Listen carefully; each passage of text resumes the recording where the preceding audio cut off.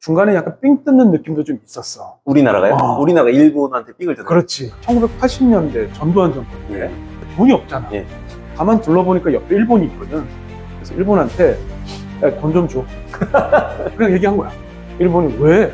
할 거 아니야. 그러니까 아니 내가 지금 북한 막아주고 있잖아. 아, 우리가 여기서 막아주고 있다? 우리가 우리한테 안 가게? 방파제 아니야. 우리 때문에 니들이 좀 국방비 덜 쓰는 거 아니야. 그만큼 내야 될 거 아니야. 100억 달러만 줘. 100억 달러? 100억 달러가 그 당시에 우리나라 1년 예산 정도. 엄청난 거지. 이건 진짜 깡패지 그냥. 거의 트럼프랑 비슷한 거야. 트럼프야. 오늘은 네. 최근에 화제가 되고 있잖아요. 네. 한국 남자와 일본 여자의 결혼. 네. 내 주변에도 원래 많거든. 오. 나도 이제 일본에서 한 10년을 살았으니까 뭐 선배도 있고 네. 내 동기도 있고 후배도 있고 일본 여자랑 결혼한 사람이 많았는데 최근에 엄청 많아진 것 같아요. 저도, 저 동기도 있고요. 저 일본에서 같이 유학했던 동기도 지금 결혼해서 일본에서 살고 있는 동기가 있고, 그러니까 저가 2007년도에 일본에 갔거든요. 그때만 해도 뭔가 일본으로 한국인들이 유학 가는 게 사실은 많았어요. 그래서 그때 결혼을 하면 대부분 다 일본에서 사는 사람들이 많았거든요.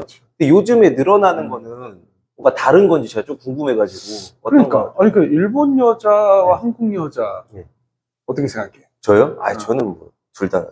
결혼했으니까 지켜줘야 돼. 둘 다 좋은 분들은 좋고, 다 이거는. 지켜줘야 돼. 나도 뭐 얘기할 게 있는데, 나도 지켜줘야 되니까. 그런 얘기는, 건너뛰고. 그래서 이렇게 보니까, 과연 왜 많을까? 일단 내가 생각하는 이유는 그게 하나 있을 것 같아.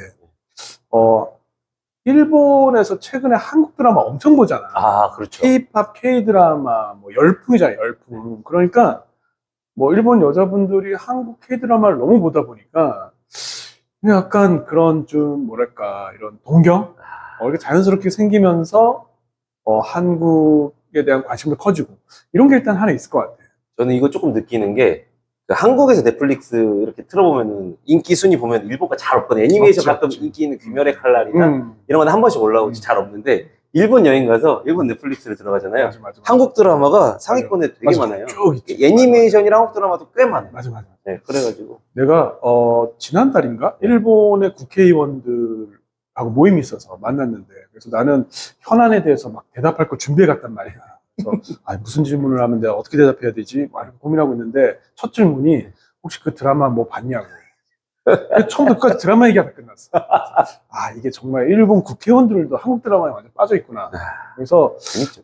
보니까 이게 일본 사람들한테 굉장히 한국에 대한 친근감을 준 것 같고, 근데 그렇다 그래서 뭐 한국 사람들이랑 결혼을 하는 건 쉽진 않은데 사실은 그 근본적인 부분은 역시 한국이 경제 성장을 해서 그런 거 아닌가 하는 생각도 좀 있어. 그러니까 한국이 그러니까 흔히 말하는 일본 여성분이 생각했을 때 한국은 잘 사는 나라야.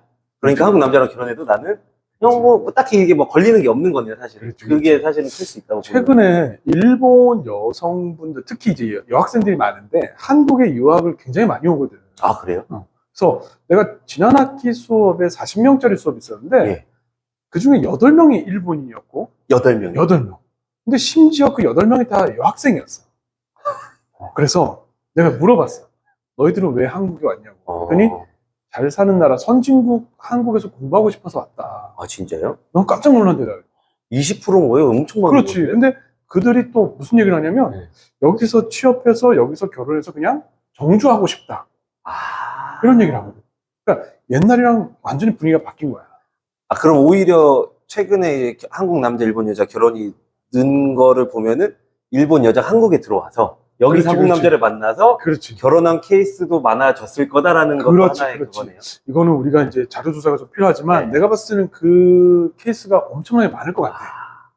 한국에 들어와서 한국에서 자연스럽게 뭐 사귀게 되고 그렇게 해서 이제 결혼을 하는 케이스가 많아진 것 같아서 그래서 오늘 우리가 좀 이렇게까지 한국이 일본이랑 뭔가 소위 말하는 결혼 시장에서 경쟁력을 갖출 수 있다는 거는 정말 한국이 잘 살게 됐다는 거 아니야.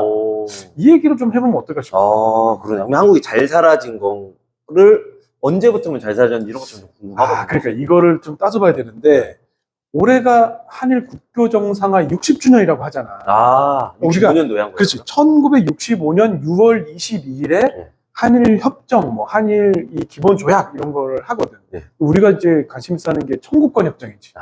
경제 협력을 시작한 거. 네. 옛날에 그거 들어봤지. 뭐 경부고속도로 깔고 네. 소양강댐 만들고 만들고. 네, 포스코 짓고 뭐 일본 돈으로 했다 네. 이랬잖아. 그때 8억 달러를 일본에서 유무상으로 들여왔어. 아, 그 8억 달러요? 달러. 근데 이게 그냥 캐시로 그냥 준 게 아니라 예. 돈을 주면서 예. 뭐 이런 거지. 무상원조 같은 경우는 일본 기업의 제품을 수입해야 돼.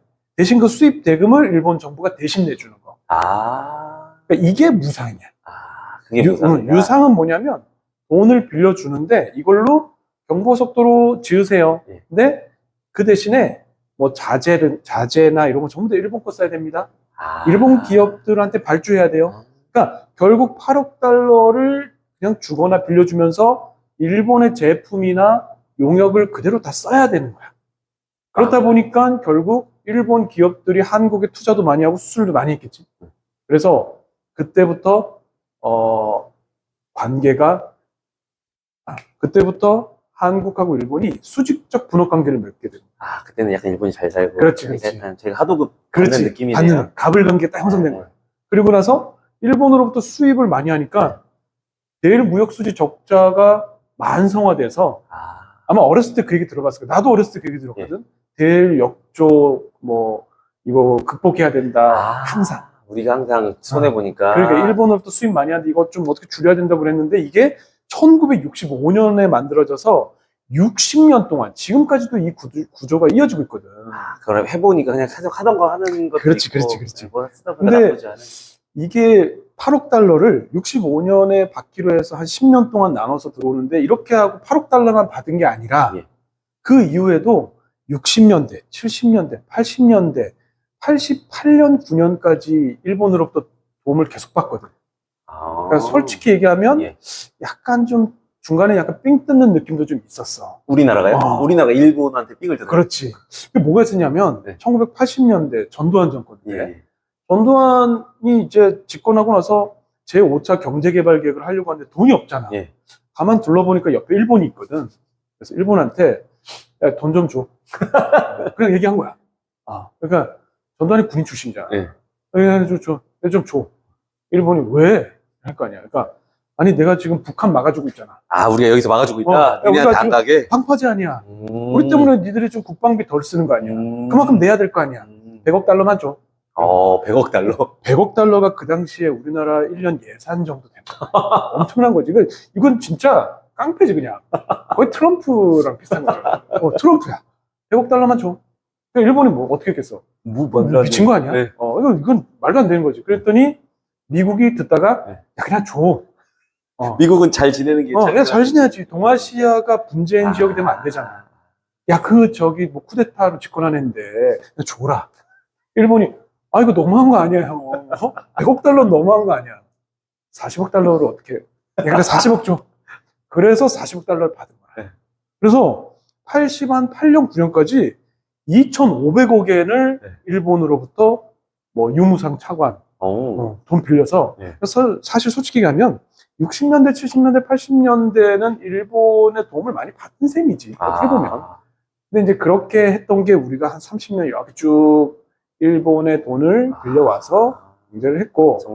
저 궁금한 거예요. 그러면 그 아까 말했던 40억 달러? 그것도 그러면 앞에 8억 달러랑 비슷한 방식으로 들어온 거예요? 그렇지. 그건 다 똑같이. 그러니까 일본이 돈을 줄 때는 그놈들이 집요하고 철저하잖아. 꼼꼼하잖아. 절대 그냥 안 주지. 그냥 안 주지.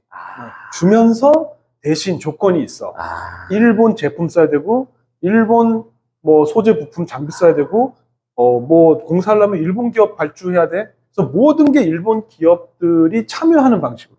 저 궁금한 거 또 하나 있는 게, 그냥 만약에 준다고 했을 때 그건 주는 거예요? 빌려주는 거예요? 빌려주는 거지. 그러면 40억 달러는 전부 다 빌려주는 거예요? 그렇지. 빌려주는 거야. 근데 이자 없이 빌려주냐? 뭐 약간 낮은 이자로 대신 일본의 뭐 제품이나 일본의 기업들을 좀 많이 이용하는 조건으로 네. 뭐 그런 식으로 해서 일본하고 경제 관계를 계속 유지하면서 그러니까 어찌 보면 윈윈이기도 한데 그렇죠. 우린 돈이 없으니까. 그렇지. 우린 돈이 없으니까 돈이 필요하고 일본은 뭐 돈을 그냥 빌려주면서 일본 기업들에게 사업할 기회를 좀 더 주고 뭐 이런 식으로 계속 뭐 자금 협력을 해왔던 거지. 이거 그러면은 저는 이제 전문가 아닌 사람들이 이해하기 쉽게 한번 예시 들어보면은 그 어떠한 갈비 회사가 있거든요. 걔네가 점포 낼 때 점포 낼 사람들이 돈이 없으면 그렇지. 자기들이 대출을 해준대요. 그렇지. 그러고 점포를 내주게 하는데 그렇지. 약간 그렇지. 그런 느낌이라고 그렇지. 생각하세요. 그러니까 이걸 우리가 삥을 뜯었다라고 할 수도 있지만 네. 어떻게 보면 일본 입장에서 보면 뭐 빌려주는 것처럼 하지만 자기들 그걸로 자기 거 쓰는 거고. 그렇지. 자기 회사 거 쓰는 거고 하는 거니까. 그래서 이거를 뭐 지금 와서 보면 사실 한국도 일본도 뭐 적절히 필요에 따라서 뭐 협력한 거다. 그래서 서로의. 뭐 자금 협력이라는 말을 쓰거든. 예. 그래서 뭐 자금 협력, 기술 협력 이런 말 쓰는데 예. 그런데 90년대가 되면 이 관계가 좀 묘하게 어그러져. 왜요?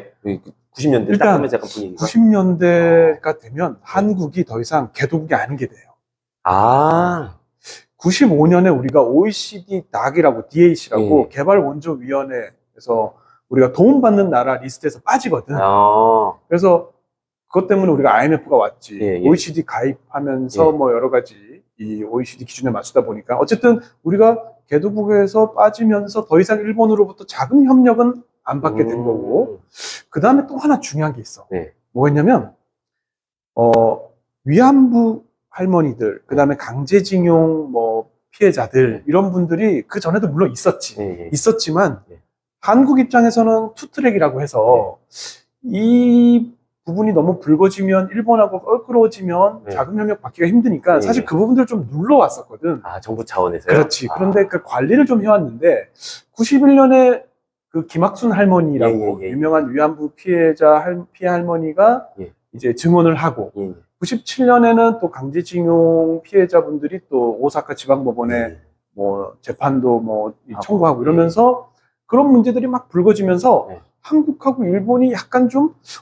이제 한국도 개도국이 아닌데 더 이상 뭐 일본의 도움이 필요한가? 뭐 이런 것도 있으면서 뭐 인권 문제 또 여러 가지가 이렇게 복합되면서 한일 관계가 좀 약간 새로운 파트너십이 필요한 단계가 됐어. 근데 그때 등장한 게 바로 98년에 김대중 오부치 공동선언. 파트너십 공동선언. 그렇지. 그래서 그때 새로운 파트너십이 필요했던 시점에 어떤 새로운 파트너십에 대한 고민이 그때 드러난 거지.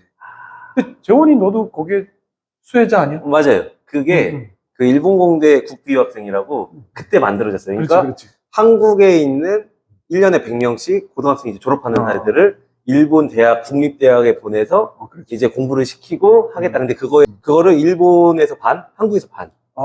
이 협력을 맺어가지고 우선 10년 해보자. 해갖고 그때 시작해서 제가 8기거든요. 8기. 네. 마침 그게 또 우연히도 한일 관계가 최악이던 시점에 없어졌네. 그럴 거예요. 아마. 그게 맞네요. 그런 문제가 있네. 오늘 뭐 얘기하다 보면 그게 나올 것 같은데 그 90년대 그렇게 되고 나서 사실은 이제 자금 협력이나 기술 협력은 좀 애매한 상태가 된 상태에서 하나 이벤트가 생겨. 그 이벤트가 뭐냐면 한국이 외환위기에 빠지면서 97년에 IMF로부터 구제금융을 받지. 맞아요. 구제금융을 받으면서 일본도 한국에 100억 달러 정도 도움을 주거든. 근데 이선융자라고 뭐 실제로 이제 그 돈을 쓰진 않았지만 어쨌든 100억 달러 정도 한국에 도움을 주겠다고 했고 그걸 계기로 해서 한국과 일본의 통화수합이라는 게 생겨.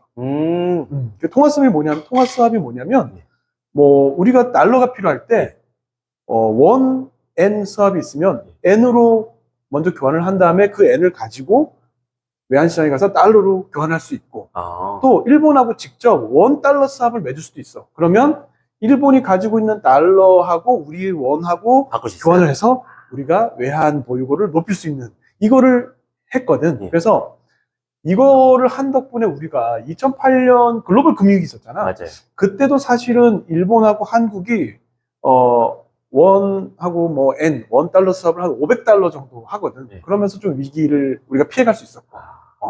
그래서 2011년까지 한 700달러로 원 수합 규모가 제일 커졌어. 그런데 2012년부터 한일 관계가 굉장히 안 좋아지기 시작해. 혹시 그때 무슨 일이 있었는지 기억해? 2012년. 12년도요? 아, 12년도? 그때 대통령이 누군지 기억하면 약간 초론할 수도 있는데. 그때 이명박 대통령? 이명박 대통령. 맞아요. 이명박 대통령 거의 임기 말기였는데 아, 독도 갔잖아. 예. 독도 상륙을 하면서 굉장히 이제 일본 측에서 거기에 대해서 항의를 했고 네. 뭐 그러면서 관계가 삐걱삐걱 하면서 그때부터 통화 수합을 갱신을 안 하기 시작했어. 아, 그때부터 보면은. 그러면 점점 줄어들어. 그러면서 점점 한일 관계는 악화되고 그래서 우리는 그걸 뭐라고 부르냐면 한일 관계 잃어버린 10년. 아면 12년부터 시작. 그렇죠. 2012년부터 한 2023년까지 관계 되게 안 좋거든. 근데 제일 안 좋을 때가 언제냐면 2019년. 그때 뭐 있었는지 기억하지? 19년. 아, 19년도. 예, 그 위험. 2019년에 우리 수출 규제 있었잖아. 일본이 한국에 수출 규제하고 한국은 일본에서 불매운동하고. 근데 그 수출 규제 가만히 생각해보면 왜 있었냐면 2018년이 여러 가지 이벤트가 있었어요.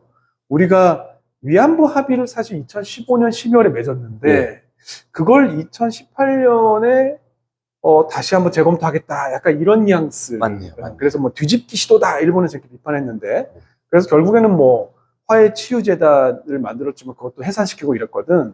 그리고 2018년에 또 강제징용 그 피해자분들 배상 판결도 있었고 그거에 대한 보복 조치로 일본이 사실은 수출 규제라는 걸 2019년에 했지. 했는데 보복으로 볼 수 있는 거예요, 사실. 근데 그게 좀 또 애매한 게 네. 이런 게 있어. 우리는 수출 규제라고 하잖아. 네. 일본은 수출 관리 강화라고 해. 어떤 게 맞을까? 실제로 연구를 해보면 네. 수출 규제가 되진 않았어. 규제된 적은 없어. 예. 그런데 일본이 그때 반도체 소재 세 가지 품목 수출할 때 수출을 조금 까다롭게 했어. 맞아요. 서류를 좀 많이 써야 돼. 더 내고. 귀찮게 하고. 맞아요. 그렇다 보니까 한국은 이제 뭔가 자구책을 마련하려고 다른 루트도 뭐 이렇게 고민하고 했는데 지금에 와서 생각해 보면 이게 목적이 다른 데 있는 게 아닐까? 이런 생각이 들어.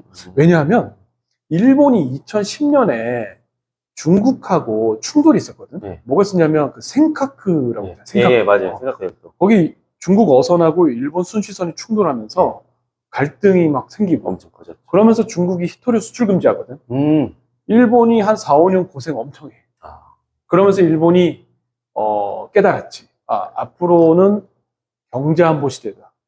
상대방을 공격할 수 있는 무기가 뭐고 내가 방어할 수 있는 게 뭔지를 알아야 된다. 그래서 일본이 그때부터 경제안보라는 거를 만들어가기 시작해. 경제안보 법안을 준비하기 시작해. 그런데 경제안보에는 중요한 두 가지 개념이 있어. 전략적 불가결성이라는 게 있고 전략적 자율성이라는 게 있어요. 말이 좀 어려운데 이렇게 생각하면 돼. 전략적 불가결성은 공격 무기야. 상대방을 효율적으로 때릴 수 있는 게 뭘까? 우리 자국에서 가지고 있는 물자 중에서 상대방의 초크 포인트가 뭘까? 목을 조를 수 있는 게 뭘까? 요거가 전략적 불가결성이야. 전략적 자율성은 방어 능력이야. 얘네가 끊었을 때. 다른 외국이 끊었을 때 우리한테 치명적인 게 뭐지? 이걸 리스트를 만들어야 되겠다. 그때 만든 리스트가 있어.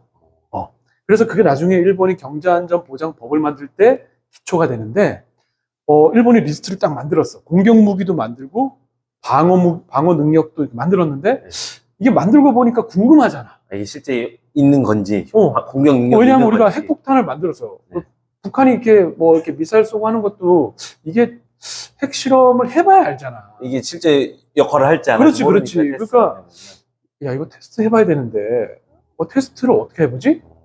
그래서, 야, 잘 됐다. 떡 본 김에 제사 지낸다고, 한국하고 갈등이 있는데, 야, 이거 공격 무기 한번 써보자. 한번 써보자. 한국을 곤란하게 할 수 있는 무기는 뭐야? 반도체 소재. 이거 수출 한번 어렵게 해봐. 근데 정말 근데 수출 막으면 이거 문제되니까 막진 말고 잘 흐르는 강물에다가 댐을 지은 다음에 수문을 만든 다음에 수문을 막지는 않아. 그렇지만 언제든지 막을 수 있는 체제를 만들어. 그랬을 때 한국의 반응을 한번 보자. 그러니까 이게 데이터가 엄청 쌓였지. 또 일본에게 어떤 피해가 발생하나 이런 데이터도.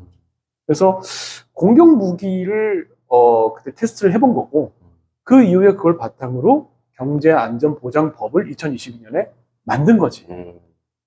저는 사실 이렇게 들으면서 사실 진짜 약간 얄밉긴 한 게 음. 되게 그 피해자 그 위안부 피해자를 가지고 약간 계기처럼 만든 것도 조금 별로긴 한데 또 한편으로 생각하면은 얄미운데 똑똑하긴 하네요, 일본 애들. 그렇지. 일본이 진짜 중국한테 얄미워. 당했잖아. 그래서 네. 내가 이걸 이렇게 얘기하거든. 야, 종로에서 뺨 맞고 한강에서 눈을 빈다고. 아. 중국한테 뺨 맞고, 야, 이거 우리 준비해야 돼. 야, 이거 준비했으니까 한국 대상으로 한번 써볼까? 네. 뭐 이렇게. 그래서 나는 경제 산업성이 약간 그런 의도가 있었다고 보고, 근데 나는 이제 좀 안타까웠던 게, 그 당시에 우리도 경제 안보에 대한 논의를 해야 되는데, 그거보다는, 야, 일본이 우리 때렸어? 야, 우리도 반격이다. 약간 하고 분위기만 약간 분위기가 그쪽으로 흐른 게 나는 좀 안타까워. 그래서 경제 안보를 우리는 어떻게 만들어갈까에 대한 생각을 해야 되는데, 예. 그게 불매운동으로 흘렀단 말이야. 맞아요. 근데 지금 노제팬. 생각해보면, 불매운동 어떻게 생각해? 저는 사실 저도 이제 그때 전 대학원생이었거든요. 저도 기술 경영 관련돼서 공부하고 있었고, 근데 사실 저도 알고 하는 건데, 그렇게 많지 않죠. 사실 우리가 소비재로서 일본 걸 쓰는 게 많아 보여도 그렇게 좀 많지 않다고 알고 있거든요. 그러니까. 효과가 그래서, 없을 텐데. 사실 우리가 일본으로부터 수입하는 물자의 90% 이상은 네. 소재, 부품, 장비, 중간재야. 그러니까 우리 눈에 띄질 않아. 네. B2B잖아. 네. 기업들이 소비하는 거고, 네. 우리 눈에 띄는 거 있지. 뭐, 유니클로, 뭐, 도요타 자동차, 무슨 아사히 맥주 이런 거는 네. 다 합쳐도 10%가 안 된다고. 근데 우리의 불매운동은 거의 대부분 소비재가 있었잖아. 맞아요. 근데 생산재에 관해서는 불매운동 하지 않았지. 왜? 생산재를 불매운동 하는 순간 우리가 더 제품을 못 만드니까. 다치니까. 그러니까 우리 초크 포인트거든. 네. 그래서 그 불매운동을 보면서 너무 좀 답답했던 게 그때 막 그런 뉴스도 있었어. 뭐 우리가 불매운동을 해서 일본이 무역수지 적자를 기록했다 이런 뉴스도 있었는데 말도 안 돼요? 그건 정말 말이 안 되지. 말도 안 돼요. 일본은 뭐 이 경상수지 흑자의 대부분이 소득수지 흑자이기도 하고 무역수지는 원래 적자가 그 시절부터 됐고 네. 그런데다가 사실 한국하고의 무역 규모, 뭐 무역수지 규모, 그 다음에 유니클로 뭐 자동차 맥주 팔아서 얼마 벌겠어요. 그래서 그런 게 뉴스가 된다는 게 나는 좀 안타까웠고 오히려 우리가 정말 지금 논의해야 될 경제 안보 문제는 등한시되고 일본에게 어떻게 이걸 대갚아 줄까 뭐 이런 논의가 됐던 게 좀 안타까운 생각이 들어. 저는 이것도 들으니까 갑자기 생각난 건데 저희 아버지가 12년도에 도요타 캠리를 사셨거든요.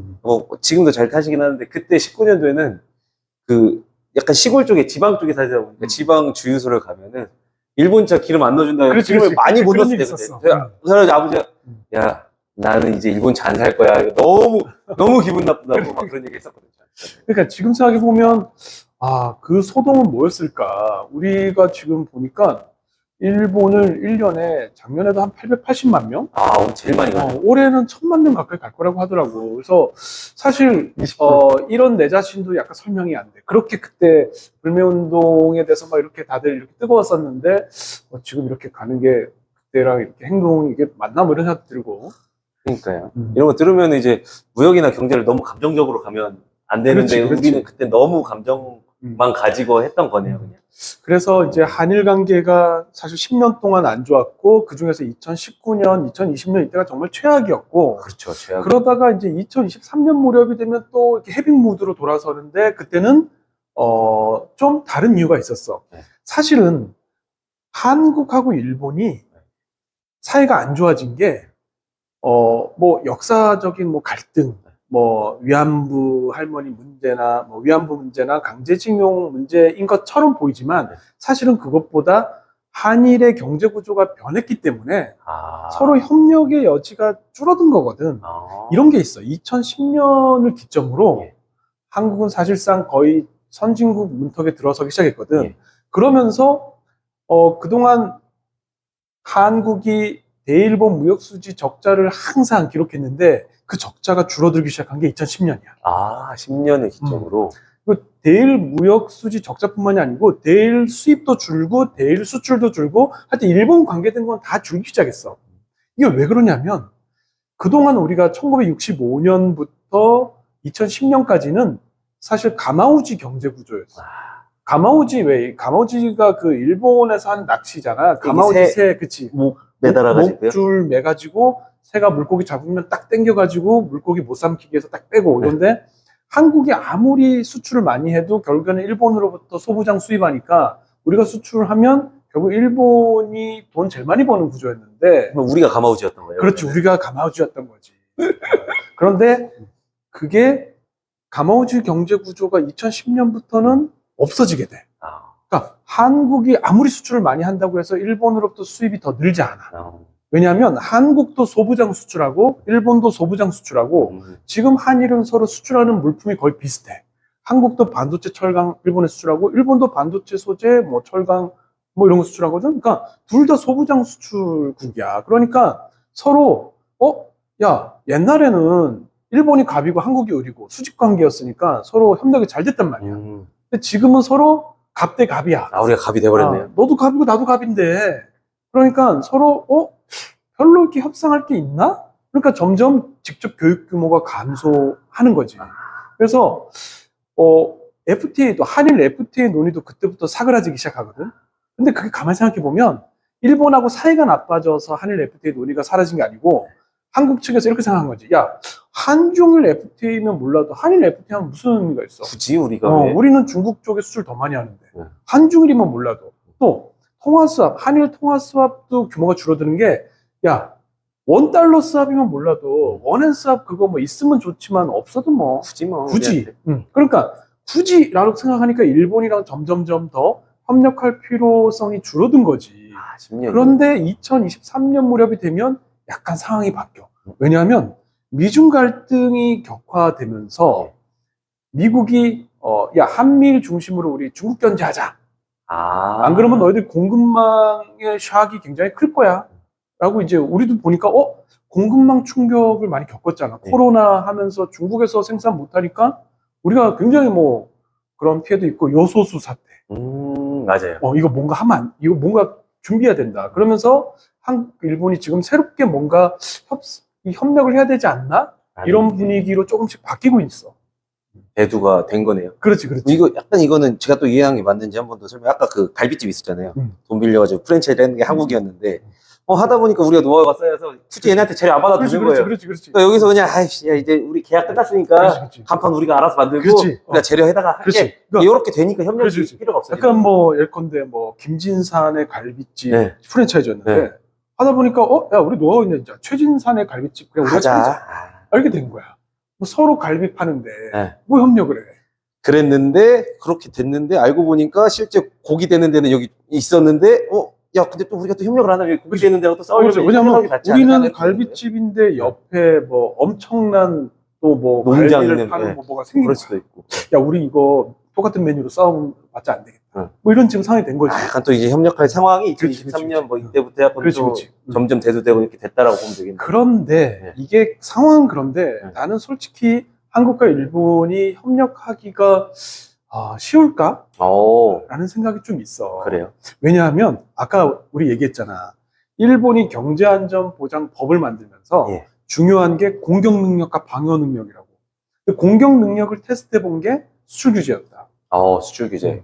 방어 능력에 대해서 일본이 화들짝 놀란 사건이 뭐였냐면 라인야오 사태였어. 이게 뭐냐면 일본이 2022년 경제안전법을 만들고 그 이후에 일본에 있어서 중요한 물자 12개를 지정을 해. 거기에 반도체, 뭐 클라우드 서비스, 뭐 이런 게 다 들어가 있어. 이거는 일본이 국가안보에 있어서 가장 중요하기 때문에 정부가 특별 관리하겠다는 거야. 그리고 이 중요 물자를 관리하는 기업들을 또 일본 정부가 다 지정을 해. 특정 사회 기반 사업자라고 해서 이렇게 지정이 되면 그 기업은 일본 정부로부터 철저한 규제를 받고 보조금도 받아. 최근에 소프트뱅크가 AI에 엄청나게 투자를 하고 있잖아. 맞아요. 그런데 그 투자금의 상당수를 정부가 보조금으로 도와주고 있거든. 근데 그게 세금을 그렇게 소프트뱅크한테 쏟아부을 수 있는 이유가 경제안전보장법상 소프트뱅크가 중요한 기업이기 때문이야. 지정돼 있기 때문에 저도 문제가 그렇지. 근데 라인야오도 지정이 돼 있어. 지금 그러면 잘 봐. 라인야오는 일본이 생각했을 때 일본의 경제안보에 있어서 제일 중요한 기업이야. 그리고 라인야오가 다루는 데이터나 라인야오가 생산하는 서비스는 일본의 경제안보에 있어서 제일 중요한 중요 물자야. 예. 근데 그 중요 물자를 동맹도 아닌 한국과 함께하는 것도 불편한데 네이버가 데이터 센터를 한국에 있어도 불편한데 그 당시 문제가 됐던 게 일본에서 샹하이에 본사를 둔 네이버 자회사가 있어. 중국에. 라인 디지털, 예, 라인 예, 뭐 예. 이런 게 있어서 예. 대련에도 지점이 있는데 거기서 중국 엔지니어들이 사실은 30몇 차례에 걸쳐서 예. 일본의 그 라인의 데이터를 예. 들여다봤다라는 의혹이 있었던 거야. 그러니까 일본에서 두려워하는 건 한국을 거쳐서 중국으로 혹시 유출이 될까? 이런 거거든. 그러니까 총무성이 라인야오에게 경고를 한 거지. 지금 이 데이터라는 아주 중요한 중요 물자가 네. 한국을 통해서 중국으로 넘어갈 수도 있는데 빨리 이 사태를 해결해라. 네. 어떤 수단과 방법을 가리지 말고 해결해라. 근데 사람들이 얘기한 게 이게 아마 네이버랑 네. 자본도 막 뒤섞여 있고 기술 제휴도 막 뒤섞여 있어서 그런 것 같다. 맞아요. 라고 하니까 그걸 빨리 끊어라. 이렇게 얘기를 한 거야. 그러니까 라인야오 입장에서는 뭐 정부의 이 지원도 받지만 네. 규제도 받고 있기 때문에 이걸 빨리 해결할 수밖에 없는 거지. 그래서 우리는 그렇지만 그때 어떻게 얘기했냐면 이것도 나는 좀 안타까워. 일본은 경제안보 문제로 접근했는데 우리는 이거 WTO 제속감이다. 어떻게 정부가 민간 기업한테 그렇게 왈가왈부할 수 있냐. 요거 했을 때 제가 한참 많이 들었던 게 일본은 원래 이렇다 해가지고 혼다랑 그 프랑스 르노랑 했을 때도 그런 식으로 쫓아냈던 그냥 그 예시로만 계속 했었거든요. 근데 네. 그거랑 좀 다른 것 같아요. 왜냐하면 오히려 비슷한 건 뭐냐면 일본 제철이 US 스틸 인수했잖아. 예. 이게 더 비슷한 사례인 것 같아요. 왜냐하면 예. 일본 제철이 US 스틸 인수하면서 조건을 두 가지 걸은 게 있어. 미국이. 예. 첫 번째는 황금주 달라. 황금주가 뭐냐면 미국 정부가 주식을 가지고 있다가 예. 일본 제철이 뭔가 경영상의 중요한 결정을 할 때 거부권을 행사할 수 있어요. 미국 정부. 거부권이. 또 한 가지는 본사는 무조건 미국에 써야 되고 예. 영원히 미국 기업이어야 한다는 미국 기업이어야 한다는 경제안전보장 그러니까 미국 정부하고 일본 제철이 국가안전보장 협약을 맺어. 그러니까 지금 보면 일본 제철이 바보 같지. 왜 네. 그렇게 미국 정부에게 그렇게까지 배려를 하면서 해야 될까? 경제안보 시대이기 때문에. 그러니까 일본 정부가 라인야오에게 요구한 건 너희들이 정말 일본 경제안보에서 중요한 기업이기 때문에 뭐 일정 피해를 감수하더라도 뭐 한국하고의 관계를 정리해야 된다. 이건 거였거든. 그래서 나는 우려되는 게 이거야. 지금 우리 기업들이 일본의 뭐 AI도 그렇고 뭐 스타트업도 진출 많이 하잖아. 예. 근데 그렇게 AI도 그렇고 반도체도 그렇고 이게 지금 일본이 정부가 중요하게 생각하는 중요 물자거든. 예. 일본 정부가 오늘 이럴 수 있지. 트럼프처럼 이거 일본의 그 국가안보에 굉장히 중요한 사안이 발생했으니까 사업하던 거 다 놓고 나가. 너만 나가. 너만 몸만 나가. 사업체는 다 놔도. 네. 이렇게 할 수도 있거든. 예. 그래서 적어도 지금 일본하고 뭔가를 함께 할 때는 사실 이런 경제 안보에 있어서의 서로의 어떤 그런 리스크를 좀 고려를 해야 될 필요가 있을 것 같아, 나는. 예. 근데 이게 협력이 그렇게 쉽게 될 수 있나? 라는 생각이 좀 들어. 이게 또 들어보니까 일본은 자기가 당한 거를 또 다른 데다 잘 써먹네요. 그러니까 일본은 맞으면서 배우는 것 같아. 그러니까 약간 그것도 미국한테 맞아놓고 이거를 한국한테 때려버려. 중국한테 맞고, 그렇지, 우리 이거 만들어야 돼. 미국한테 맞고, 오케이, 우리도 그러면 앞으로 어떤 기업이나 이런 거 할 때는 좀 고려해야 되겠다. 이런 식으로, 일본, 어떻게 보면 우리는 또 일본한테 그런 점을 좀 배울 필요도 있을 것 같아. 일본이 지금 굉장히 치밀하게 경제 안보에 있어서 하나하나 준비를 해나가고 있거든. 근데 우리도 물론 이제 뭐 공급망 3법 뭐 이런 거 있긴 하지만 아직도 우리는 WTO 시대에서 좀 생각하는 경향이 있는 것 같아. 당장 트럼프가 뭐 관세 때리고 하니까 우리가 얘기했던 게 이거는 WTO 제속감이고 막 초기 이렇게 얘기했다가 맞아요. 그냥 유야무야 그런 얘기 없어졌잖아. 안 되니까. WTO 있어도 지금 기능 안 하고 있거든. 그러니까 경제안보 시대로 세상의 룰이 바뀌었다는 걸 빨리 좀 캐치해야 될 필요가 있을 것 같아요. 그러네요. 너무 감정적으로 다가가지 말고 실질적으로 이제 진짜 뭐가 중요한지 얘네가 행동하는데 어떤 근거를 하는지를 먼저 잘 캐치하는 게 진짜 중요하겠네요. 그래서 나는 오히려 이제 우리가 협력을 논의할 때 최근에 우리 처음 얘기한 것처럼 한국 남성과 뭐 일본 여성의 결혼이 늘고 있고 또 이런 경향이 있어요. 한국에서 일본에 취업하는 젊은이도 많고 네. 최근에 일본에서 한국으로 공부하고 일하려고 넘어오는 또 원하는 학생 되게 많거든. 민간의 협력은 되게 자연스럽게 일어나는 것 같아. 그러네요. 선진국 대 선진국으로. 예. 그래서 오히려 정부는 이런 민간의 자연스러운 협력을 좀 옆에서 서포트하는 식의 도움을 주는 게 낫지 않나. 뭔가 정부가 뭔가 이끌어서 뭘 하려고 하면 굉장히 사실은 거대 담론에 부딪히는 것들이 있으니까. 그래서 나는 최근에 이 새로운 젊은 친구들은 정말 우리 때랑 다르다는 생각을 또 한 번 하거든. 뭐 한본어 유행하잖아. 맞아요. 한국 애들 뭐 이렇게 일본어 많이 섞어서 하잖아. 네. 일본 애들도 뭐 믹스고 해가지고 네. 한국어 되게 많이 써. 어. 뭐 이렇게 진짜 뭐 이런 거. 네. 혼또 이거 뭐 마지 이거 대신에 진짜 써. 많이 하나 보네. 그 여고생들이 진짜 많이 쓰는 용어 중에 나 이것도 깜짝 놀랐어요. 졸라. 그걸 많이 쓰네. 졸라 많이 써. 일본 여자애들이 말할 때마다 졸라 써. 그래서 일본의 나이 드신 분들이 졸라가 뭐냐고 묻는 거야. 아, 이거 내가 설명할 수도 없고, 이거는 뭐 그냥 후렴구다. 그걸 막, 근데 어른들은 쓰면 안 된다. 맺자다, 맺자. 그러니까. 그래서, 이게 정말 우리가 상상할 수 있는 그 영역을 뛰어넘어서 이미 뭐 화학적 결합이 일어나고 있구나. 한일 청년들은. 이런 생각을 했거든. 결국에 지금까지 형님이 말해온 것들이 다 딱 그건 것 같아요. 그러니까 문화적 교류, 민간적 교류는 너무 잘했다. 왜? 우리가 그만큼 선진국이 됐으니까. 그렇죠. 근데 이제 우리가 이제 이거를 국가적으로 막 어떻게 하려고 하다 보면 걸리는 것도 많고, 이게 따지는 것도 많아야 되고 하니까 이거는 좀 더 우리가 좀 차가운 심장을 가지고 정확하게 보고 이걸 너무 앞서서 나가지 말아라. 맞아. 그렇게 하면 되겠네요. 알겠습니다.